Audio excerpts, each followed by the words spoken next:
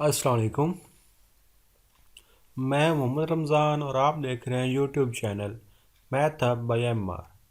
हालों के सामने MTA 501 assignment number 1 है और सॉरी असाइनमेंट नंबर 2 है आपके पास।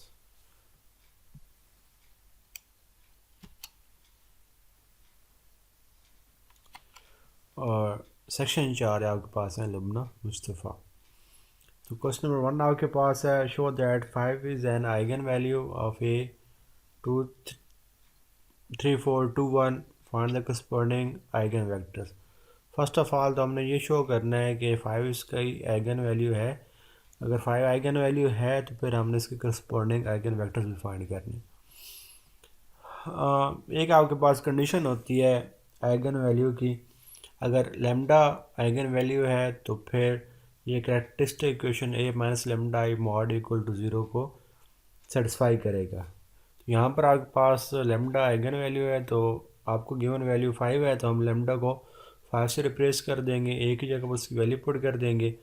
और आई आपके पास आइडेंटिटी मैट्रिक्स होता है, तो ए आपके पास 2x2 का मैट्रिक्स है, तो हम अपना आइडेंटिटी मैट्रिक्स भी 2x2 का लगाएंगे। तो गिवन वैल्यूज़ हमने पुट कर दी, गिवन वैल्यूज़ को हमने सिंप्लीफाई किया, तो ये आपके पास आ गया -2 4 2 एंड -4। इसका आप डिटर्मिनेंट लेंगे जो ज़ीरो आ गया। तो देखें आइगन वैल्यू क्या करता है, ए माइनस लेमडा आई का मॉड इक्वल टू ज़ीरो आना चाहिए।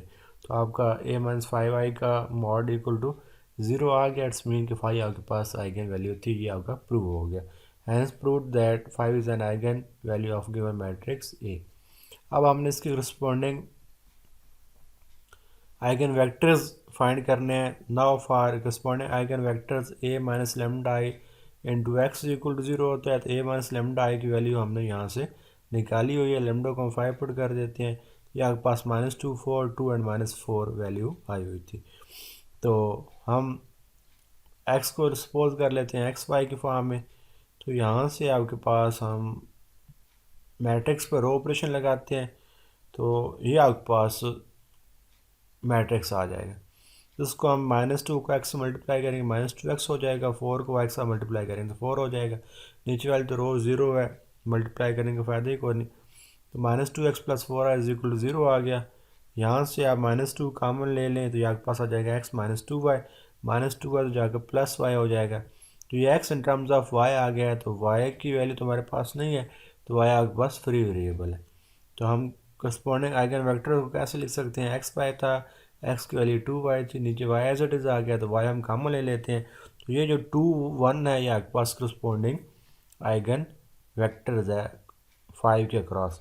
तो y आपके पास यहाँ पर कोई भी स्केलर मल्टीपल हो सकता है, यानी कि 1 2 3 4 5 कुछ भी हो सकता है।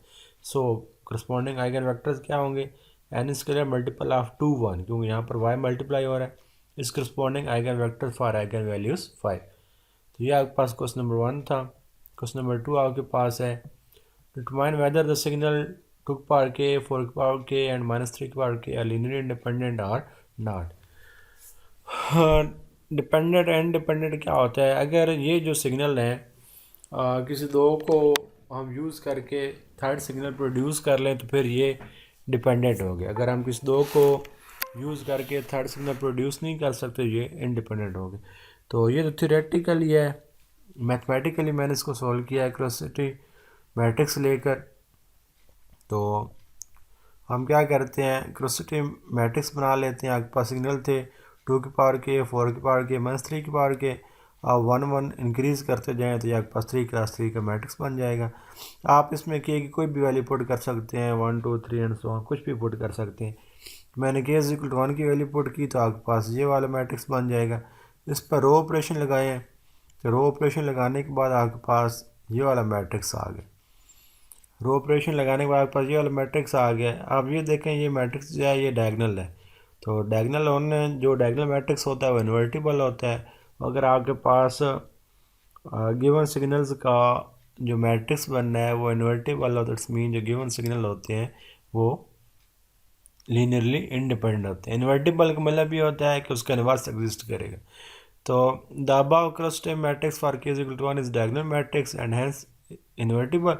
सो it's invertible for all values of k। अगर k की किसी एक वैल्यू के लिए इन्वर्टिबल है तो के की फिर किसी भी वैल्यू जो भी हम पुट कर लें उसके लिए भी ये इन्वर्टिबल होगा। देयरफॉर 2 की पावर k, 4 की पावर k एंड -3 की power k are linearly independent.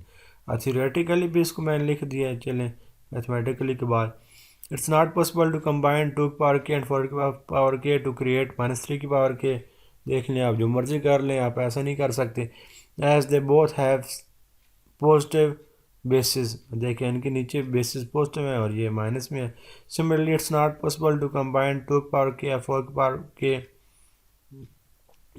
With -3 की power k to create each other, यानी कि आप 4 की पावर k को -3 की पावर k के साथ कंबाइन करें तो आप 2 की पावर k नहीं ले सकते। अगर आप 2 की पावर k को -3 की पावर k के साथ कंबाइन करें तो आप 4 की पावर k नहीं ले सकते। As they have different signs in their basis so given signals are linearly independent. तो ये थी आपके पास असाइनमेंट लुबना मुस्तफ़ा साहिबा की। अगर किसी को पेड असाइनमेंट चाहिए हो तो वीडियो में मेरा कॉन्टैक्ट नंबर होगा, आप मुझसे कॉन्टैक्ट कर सकते हैं। वीडियो अच्छी लगी हो तो चैनल को लाइक एंड सब्सक्राइब करना ना भूलें। अपना बहुत सा ख्याल रखिएगा। Thank you. अल्लाह हाफिज़।